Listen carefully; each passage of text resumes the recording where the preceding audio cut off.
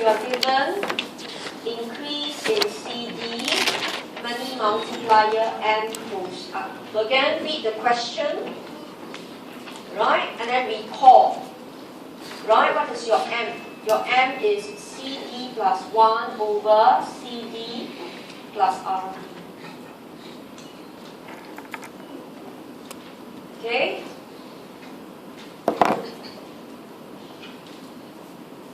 So in this case, there's no model to choose, merely you got the multiplier. Okay? But here, just to tell you the wrong approach, to say that CD goes up, this is what students did. Okay? They cancel the 2 and say M unchanged. Right? This is what students do. So don't do that in the exam. That's what examiner wants to catch you doing. Right? You confidently say RD constant, so CD goes up, so numerator and denominator goes up same amount. Right? M is unchanged. So if you do that, straight away 0. Okay? Instead, you should analyze. So in fact, step 1.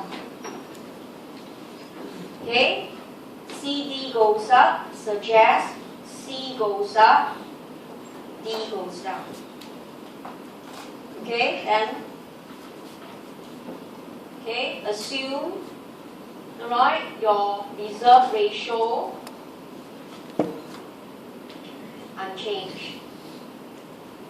Then your R goes down, your ER goes down, your loans goes down. Therefore, increase in money supply is smaller. So M drops.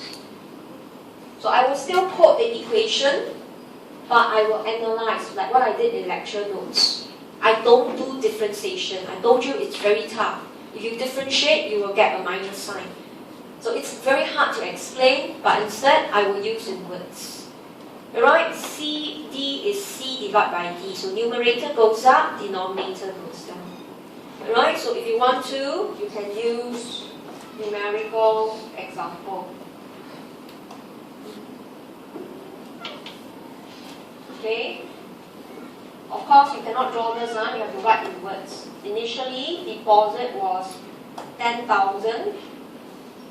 Okay, you have to keep 10%, which is 1K. ER used to be 9K. Then now deposits went down to 5,000. Okay, R is the same, you have to keep 500, so your R drops. But your ER is now 4,500. So if explaining in words, you find that it's a bit short, you've got nothing much to say, then use numerical example. Initial deposit was 10,000, reserve ratio 10%. So the reserve R was 1,000, ER 9,000. Then explain in words, now deposits drop. Therefore, banks still keep 10%, which is $500. But the amount the bank can lend out is now 4,500. So ER drops.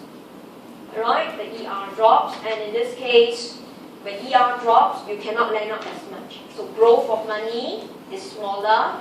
So increase MS over P smaller, multiplier drops. Right, so in this case, you could see, right, in the process, I have CD and RD. So I actually didn't make use of this equation. I will quote, but I don't use it. Even if you don't quote, it's fine. Straight away, analyze. Okay? But what was the assumption you made? You assume this is 10% throughout. Okay? So a good exam answer, once again, will critique. Okay? Step 2, however. Alright? RD may drop as the D drop. Okay? So I'll show you a numerical example again. Alright? Use an example. So money goes into the bank. Right, deposit was 10K. R1 used to be 10%, you must keep 1K. E1, this is your reserve, so your ER1 was just now the 9K. Okay, now let your deposits drop to 9,500. Okay, but let your reserve drop very substantially to 1%. Okay, it's a very extreme example.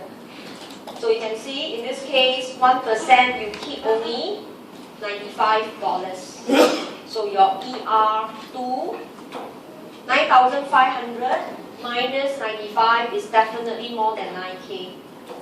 So your ER can go up, your loans can go up, your multiplier can go up. So your deposits can drop, your CD can drop, but your RD can also drop. So much so that the M can increase. So the answer can be false, it can be true. Alright, what is the examiner testing? That when you look at your equation, CD plus 1, CD over RD. The first portion, you assume RD constant, 10%. Alright, so you can show numerical example. Effectively, you can lend out less. Here, I do another extreme. Deposits drop, okay, but RD drop even more. So you must be very deliberate. Remember, in the exam, you don't have a calculator. So if this is a popular exam question, you better prepare your own numerical example. Alright, to show the extreme cases, CD can drop, RD can also drop. The M can increase. Alright, but a good exam answer, if you have time, also comment on effects of drop in M and role of government. Okay, so what if M really drop? Okay, should government be concerned? So if drop in M is due to increase in C, right, temporary, due to festive season. Okay, government need not take actions. So we presume that the M did drop. So a good exam answer is not just say M increase, M drop. A good exam answer will advise the government. Should government do something? So if the C went up, the D went down, right? But if the increase in C was temporarily due to festive seasons, then government need not take action because we know government, or should I say government will know, we will put the money back. Okay? But if it is due to, alright, increase in C permanently, okay, due to banks' instability. Okay, example, Greece. Then government has to, okay, take actions. Okay, else economy will shrink. So I would not want to discuss too much, right? But I'll just highlight, right? Is this a concern? So if the increase in C was permanent or very long run, because banks were unsafe, you hold more currency, you put in less deposits. For the case of, say, Greece, then government has to take actions, else economy will shrink because we know banks don't have enough funds. Alright, your consumption investment cannot take place without the loans. Alright, so in this case, you may want to talk about example, Singapore government, right? She actually guarantees 30K local deposits. Alright, 30K that we put in the bank in local banks are guaranteed. If any of these local banks were to wind up, you can go to the central bank with your passbook or any evidence to take it back. So in this case, we don't hurriedly take out money from local banks, right? We still trust that they operate. Right, so look at your answer. It's always good to answer the question, but once you finish, take one step back and tell the examiner, this is a macro topic. This is not microeconomics. This one go up, that one go down. It's not. But it is what happens to the economy. Does government need to take actions or not? Right, so look at these two questions. They come out almost alternate years, sometimes every year. So anchor well on them. They are not difficult, they are very factual, but they came from topic 4. Okay? Alright, so we're going to take a break from now until 10:35. This is what happens. I am going to give you the test paper, and then you decide whether you want to do. If not, you can happily pack up your bag and go.